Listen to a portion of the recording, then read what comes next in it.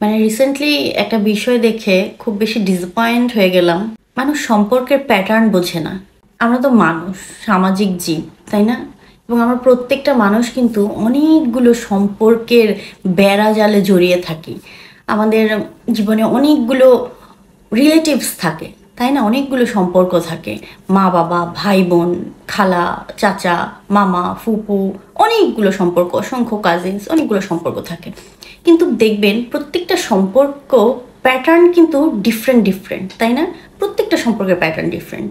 আপনার মায়ের সাথে যেরকম সম্পর্ক সেটা কিন্তু খালা কিংবা ফুপুর সাথে সেম হয় না। বাবার সাথে যেরকম একটা সম্পর্কের প্যাটার্ন মামা কিংবা চাচার সাথে কিন্তু সেম না। আবার ধরেন আপনি আপনার নিজের ভাই বোনের সাথে যতটা কমফোর্টেবল থাকতে পারবেন ততটা কিন্তু কাজিনদের সাথে না।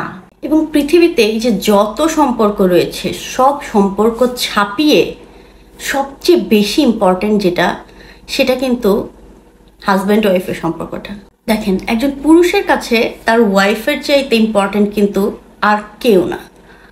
যত যা কিছুই বলেন না কেন, একজন নারীর কাছেও তার হাজব্যান্ডের চাইতে ইম্পর্ট্যান্ট কিন্তু আর কেউ না।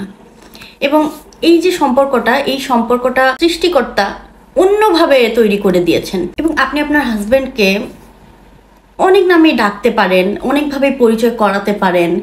ইভেন আমি নিজেও ফান করে আমার হাজব্যান্ডকে অনেক সময় বলি যে আমার জাস্ট ফ্রেন্ডস উইথ বেনিফিট, এগুলো বলি। কিন্তু আপনি যখন আপনার হাজব্যান্ডকে বাবা কিংবা ভাইয়ের মতো করে আপনি সব জায়গায় প্রেজেন্ট করেন, কেমন হয়ে যায় ব্যাপারটা বলেন তো? মানে আমরা তো মানুষ, সৃষ্টির সেরা জীব কেন? আমাদের বুদ্ধিমত্তার জন্য। এবং এতটুকু বুদ্ধি বা কমন সেন্স যদি আমাদের না থাকে যে কোন সম্পর্কের প্যাটার্নটা কীরকম হয় বা কোন সম্পর্কটা কোন প্যাটার্নের মাঝে আমাদের রাখা উচিত, কিভাবে প্রেজেন্ট করা উচিত, এটা যদি আমাদের মাথায় না থাকে, আপনি খুব বেশি ইম্পর্ট্যান্ট হলে কাজিন হিসেবেও কিন্তু পরিচয় করানো যায়।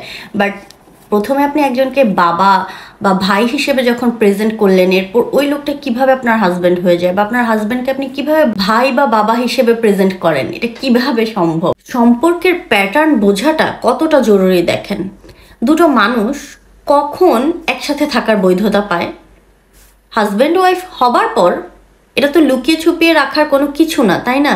তারপরও যখন লুকিয়ে রাখতেই হয়, তো বুঝতে হবে হাজব্যান্ড ওয়াইফের এই সম্পর্কটা কিন্তু অন্য লেভেলের একটা সম্পর্ক। এটা আপনি একেবারে অপোজিট টাইপের বাবা কিংবা ভাইয়ের সাথে মেজড আপ করে ফেলতে তো পারেন না।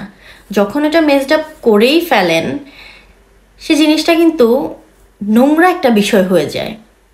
এবং সেটা আবার সোশ্যাল মিডিয়ার থ্রুতে ওই নোংরা বিষয়টার দুর্গন্ধ সমাজে কেন ছড়িয়ে দিতে হবে?